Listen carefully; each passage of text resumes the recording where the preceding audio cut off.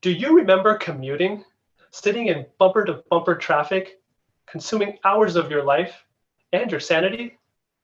If you've been blessed with the ability to work from home during the COVID-19 pandemic, this may seem a distant memory, but this daily, soul-sucking experience for millions of people is coming back with a vengeance.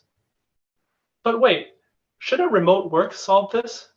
If more people continue working from home, there should be less driving and less traffic congestion, right?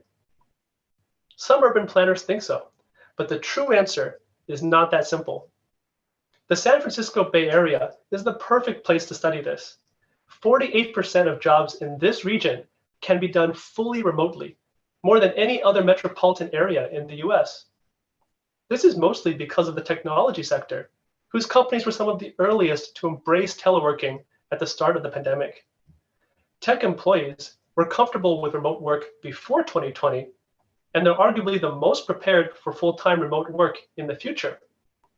So I surveyed them, over 900 tech workers, from small startups all the way to the big tech giants. What did I find? It turns out that tech employers, not the employees themselves, will determine much of what post-pandemic travel patterns will look like.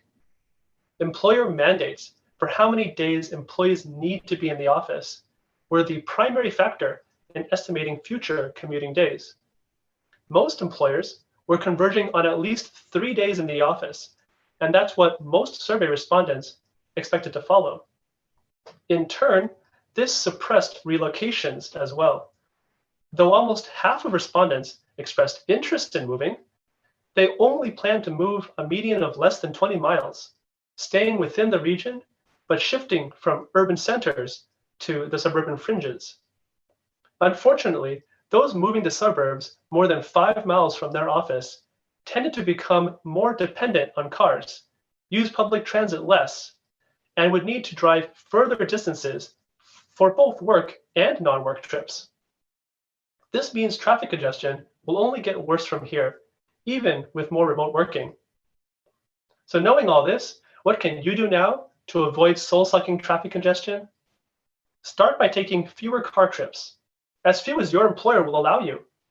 When you do need to take trips, use alternative modes like public transit, bicycling, or walking whenever possible. Finally, reconsider that move to a suburb that would trap you into a never-ending cycle of car dependency. Collectively, we can reduce traffic congestion for those days that you do need to go to the office. Maybe you can then use that time saved to get more work done at home